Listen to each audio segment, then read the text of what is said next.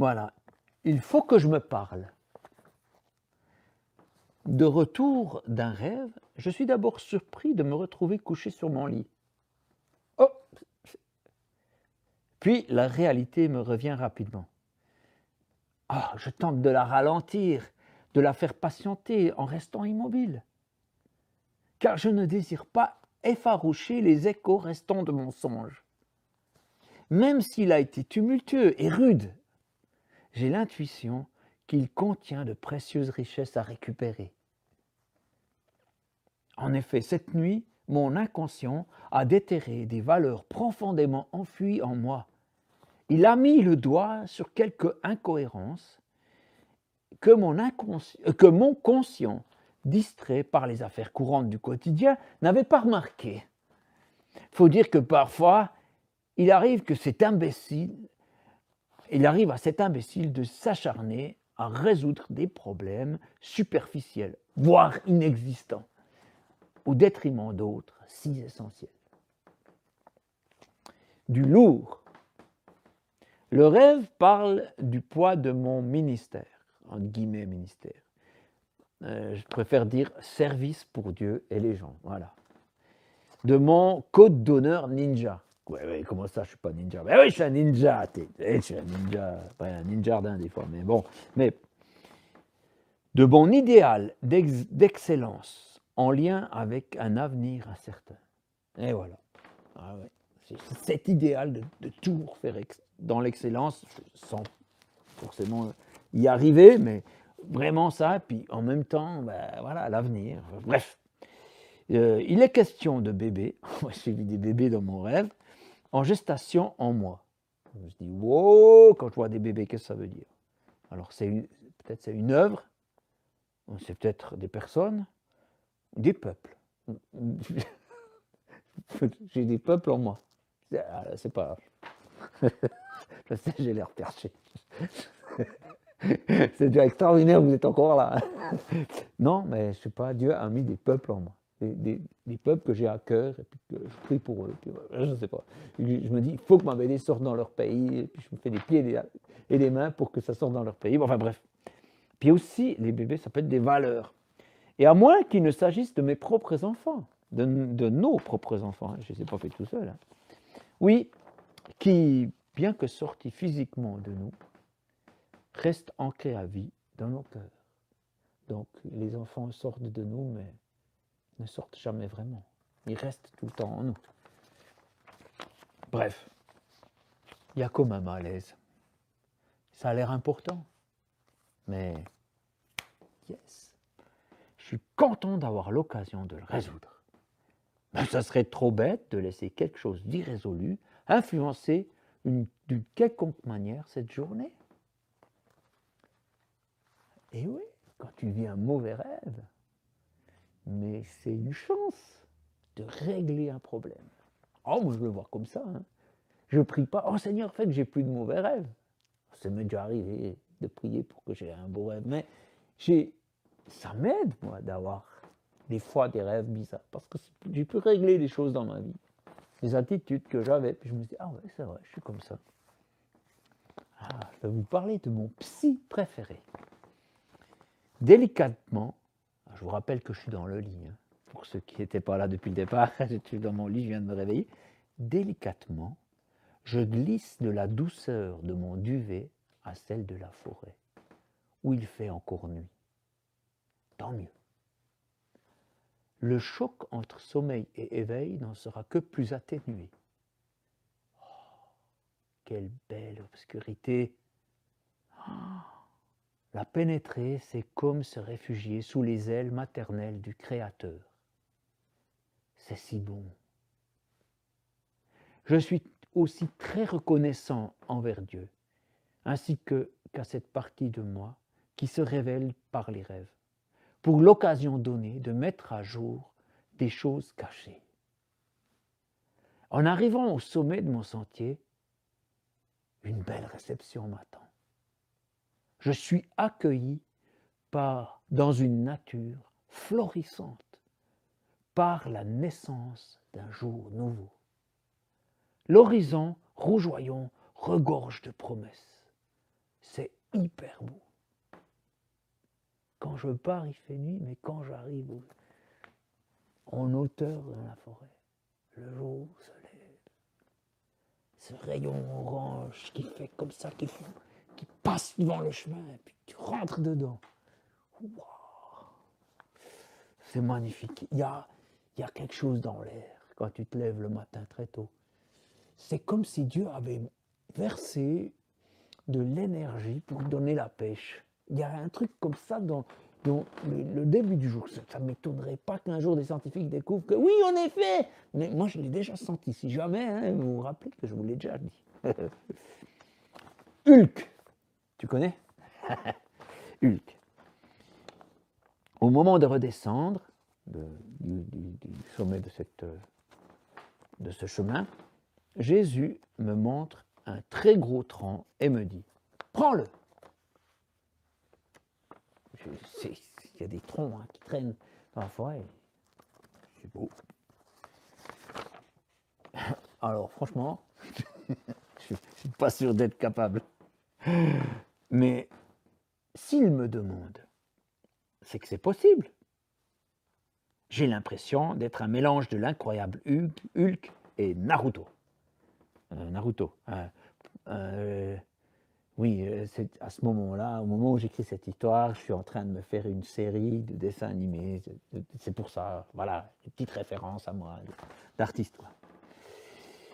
Et Seigneur, permets-moi d'être comme ces héros qui toujours se surpassent pour protéger leur monde, leur village et les leurs. Voilà, c'est moi, c'est un gamin. Alors j'ai pris ce tronc là. J'ai pris ce tronc. Oh, il est hardcore lourd. Après, je l'ai mis comme ça sur mes épaules. Ah, vous rappelez-vous, je suis Hulk. Hein, je l'ai porté comme ça. Puis après, une centaine de pas. Il faut que je m'arrête. Il faut que je marque une pause. Alors, les pieds bien écartés et enracinés au sol. Pour ne pas faillir, je tente de répartir le poids de mon fardeau. Je pivote lentement l'énorme masse de bois autour de ma nuque, comme ça, pour changer l'épaule. Wow, et bien décidé à ne pas céder. Je reprends mon périple, répétant de temps à autre la manip. Vous comprenez? Je porte comme ça, je change d'épaule et je continue la marche. La parabole du tronc. Ce poids, c'est pour le comparer aux missions dont tu m'as chargé, Seigneur, c'est ça, hein? Pas vrai? Jésus voit les pensées qu'il a lui-même cherché à provoquer par cet exercice, mais il ne dit mot pour leur permettre d'arriver à pleine maturation. Il est comme ça, le Seigneur, en tout cas avec moi. Et à mi-chemin de mon trajet, je parviens à ce qui ressemble à un grand salon de forêt. Une sorte de grande place du village, couverte à son sommet par de larges branches protectrices d'arbres anciens. Le sol est jonché d'un tapis de feuilles mortes aux couleurs chatoyantes. Et là, comme s'il s'agissait d'une commode, trône une grosse souche.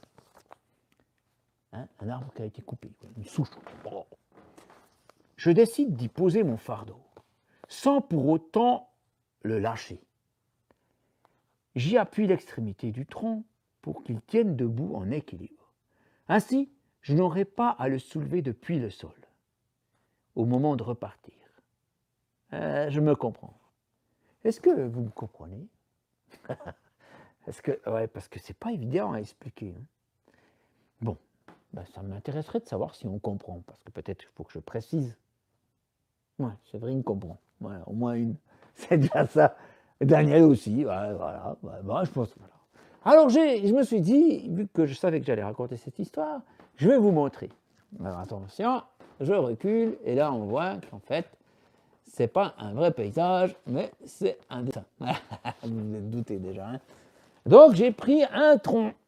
Alors c'est pas tout à fait le même tronc que j'ai trouvé en forêt. Il est plus petit celui-là. Hein, mais Et en fait, ce tronc-là, il a été mis dans un mur de la maison au début de la création de cette maison pour soutenir le poids de la maison. Hein. Entre-temps, j'ai enlevé la fenêtre qui était dessous pour faire une porte un peu plus grande. J'ai mis d'autres appuis. Voilà. Bref, ne vous inquiétez pas, c'est pas aujourd'hui que la maison s'écroule.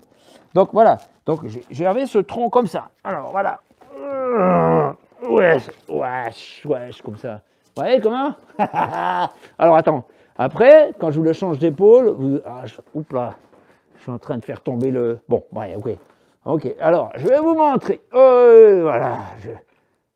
Voilà. Et ici, j'ai une table. On la voit? Ah, on la voit pas. Si, on la voit. Attendez.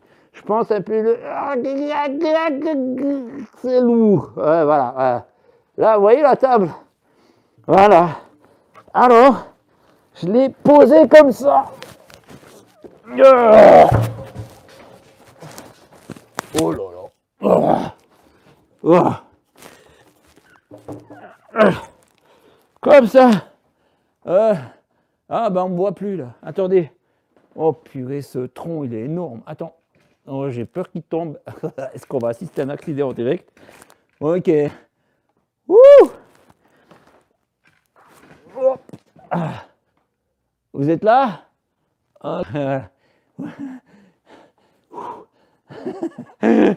Ouais, alors voilà, ce tronc-là, je l'ai mis sur le bord de la table, comme ça. Vous voyez? Je le tiens comme ça. Je le tiens. Et il pèse plus grand-chose. Parce que c'est la table qui le porte. Alors voilà. Je vais essayer de maintenir en équilibre en même temps que je parle. Voilà. Et le Seigneur, il me dit comme ça.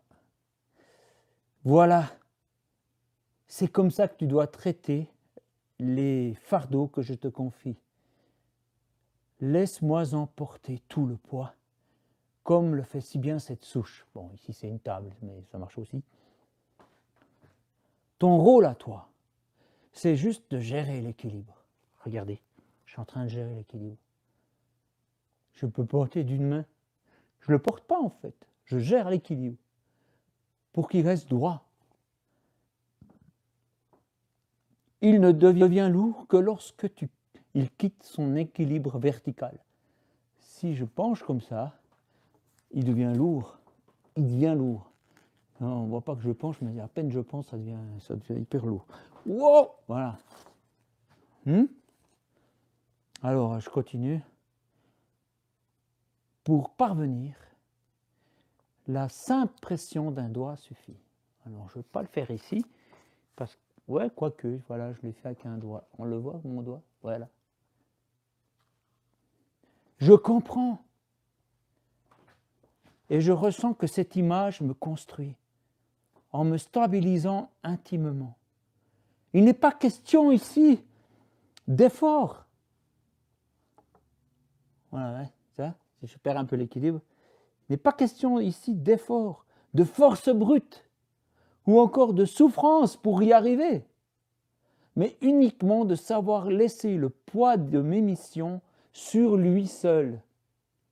Mon rôle n'étant que de chercher à corriger l'équilibre intérieur lorsque je le perds. Si ma mission devient lourde, je dois alors juste rétablir la verticalité entre lui, moi et mon mandat. Ça se joue entre le lâcher-prise, le maintien de la vision et la bonne attitude. Pour y arriver, une simple foi suffit. On n'a pas besoin de beaucoup de foi pour faire des grandes choses. On a besoin d'une foi simple. Beaucoup de gens disent « Ah, tu as beaucoup de foi ». Non, j'ai une petite foi, regardez. Et toute simple, je porte à peine. Tout est sur Dieu. C'est lui qui porte le truc. C'est lui qui permet, par exemple, que mon atelier existe. C'est dingue. C'est miraculeux. Mais moi, mon rôle, c'est de tenir ça en équilibre. Ma foi n'a pas besoin d'être grande, mais seulement juste. Satisfait et le cœur léger, je parviens au bout de ma route. Alors bon, après, je suis reparti comme ça, et j'ai posé.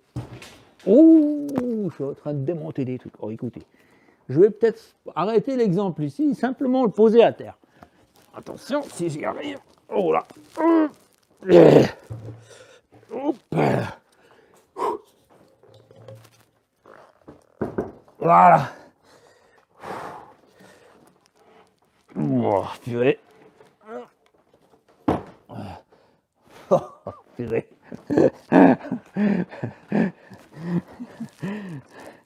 Ah ouais, faut pas qu'on me dise que de raconter des histoires, c'est facile. C'est des histoires, des paraboles, ou je sais pas ce que vous voulez. Wouh, voilà, je vous remets là, avec la vue. Voilà, peut-être comme avant, là, c'était, on voyait.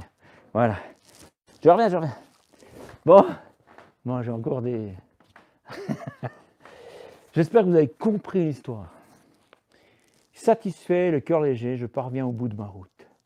J'y décharge l'arbre tronçonné d'une tonne, ou deux, je ne me rappelle plus vraiment, je ne suis pas très sûr, sur la paroi de ma maison, tout en espérant que ça ne la fera pas s'écrouler. Ouais. Ouais, alors écoutez, j'ai fait un petit dessin qui a été colorié par mon fils Benjamin. Et j'ai dit, voilà, quand je porte le tronc, vous voyez, c'était le tronc, ça c'est moi tel que je m'imagine. Tu vois, en train de porter le tronc. Et c'est marrant parce qu'Océane, elle m'a mis une petite note là, elle m'a dit, ce serait plus stylé si ça prend toute la page, non? Et puis du coup, j'ai dit, ah oui, c'est juste. Et j'ai demandé à Jean Masson, qui travaille aussi à l'atelier, de rajouter les arbres. Oui, parce que Benjamin est parti pendant une semaine, là, il est parti, enfin, plusieurs mois. C'est ce qu'on appelle le service civil. Enfin bref, c'est pas important. Et puis, j'ai fait un dessin de moi tel que je suis en réalité. Voilà, c'est peut-être plus proche de ça. Ouais, je suis pas très gentil avec moi. Hein. Ouais, ben voilà, hein, je suis voilà un autre qui est pas très gentil avec soi-même, c'est moi. Voilà. Donc voilà, le mot de la fin de cette histoire, parce que ça finit par un dernier paragraphe qui s'appelle bref. Bref, les fardeaux que Dieu nous confie sont légers lorsque nous les portons de la bonne manière. Et je laisse le dernier mot à mon ami, mon divin ami. C'est Jésus qui dit, « Venez à moi, vous tous qui êtes fatigués et chargés, et je vous donnerai le repos. Prenez mon joug sur vous et recevez mes instructions. » Voilà, hein, comme moi j'ai reçu mes instructions, en moitié en rêve, la moitié dans la Bible, l'autre moitié en écoute dans la forêt. Voilà. Et Jésus rajoute, car je suis doux et humble de cœur. C'est pas merveilleux ça, un roi humble de cœur. Et vous trouverez le repos pour vos âmes. Ce texte, il se trouve dans la Bible, dans Matthieu, au chapitre 11, c'est le verset 28 au 29. Hein. Voilà. C'était une histoire de rendez-vous dans la forêt 4. Alors, ce livre n'existe encore pas. Il existe par la foi. Ouais, il y a quelques feuilles imprimées là, mais on ne va pas faire un livre avec ça. Il existe sur mon ordinateur, sur celui de ma fille, qui fait la mise en page, sur celui de Jean-Vincent, qui refait les couleurs, sur celui de Benjamin, qui fait d'autres couleurs, etc. Et voilà, mais il n'existe pas en vrai pour l'instant. Et donc, du coup, désolé hein, si je l'ai déjà dit dans un autre live, mais c'est pour ceux qui ne sauraient pas. Donc, pour qu'on puisse le financer, on a sorti une boîte qu'on appelle un collector, qui coûte plus cher que le livre. Et puis, si on en vend suffisamment, ça nous permet de payer l'imprimeur et de sortir le livre. Voilà. C'est cool.